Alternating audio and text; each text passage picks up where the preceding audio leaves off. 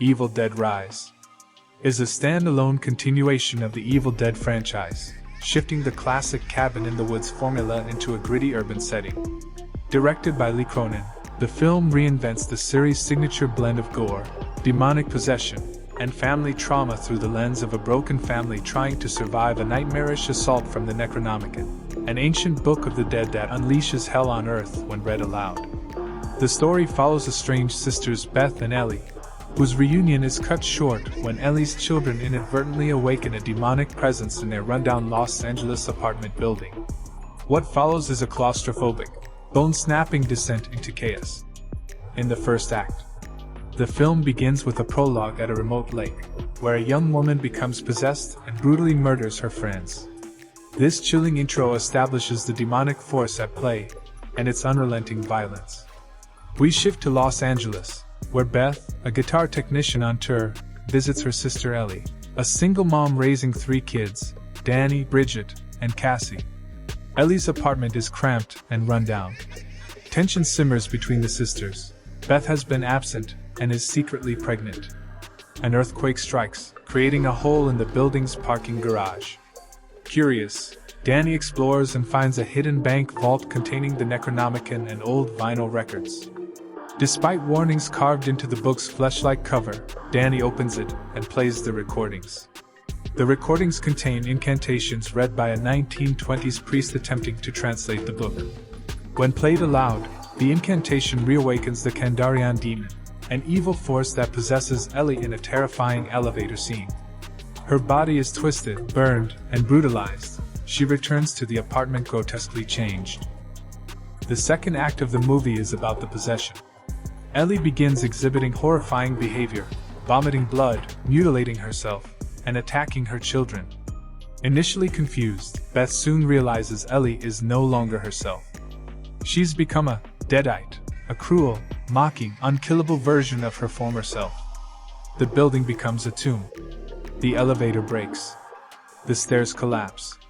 The only exit is through the parking garage, but the demon has sealed it off. The neighbors become victims one by one. Ellie slaughters them mercilessly, spreading the infection. The kids and Beth attempt to fight back. Bridget is scratched by Ellie and begins to transform. In one of the film's most disturbing scenes, she stabs her own face with a shard of glass and attacks Danny. Danny, guilt-ridden for unleashing the evil, sacrifices himself trying to stop Bridget, but is also killed. Ellie, mutilated and increasingly monstrous, torments Beth and her youngest daughter Cassie. She uses memories, mimics voices, and tries to manipulate them emotionally, one of the deadites' most disturbing weapons. Her voice pleads, "Mommy's with the maggots now." In the final act of the movie, in a gruesome escalation, the demon fuses Ellie, Danny, and Bridget into a gigantic hybrid deadite abomination, a writhing, flesh-bound horror. This marauder chases Beth and Cassie through the building, forcing them into the garage. Beth discovers a chainsaw and would chip her in the parking garage and uses both in a desperate fight.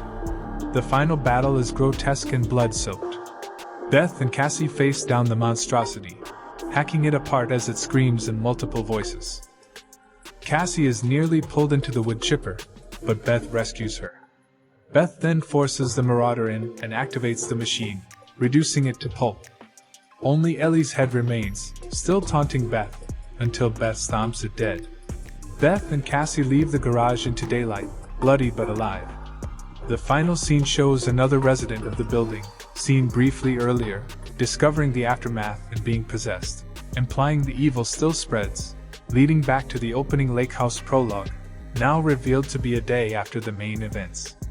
For my final thoughts, Evil Dead Rise revitalizes the franchise by combining its trademark brutality and deadite humor with a more intimate, emotionally charged story.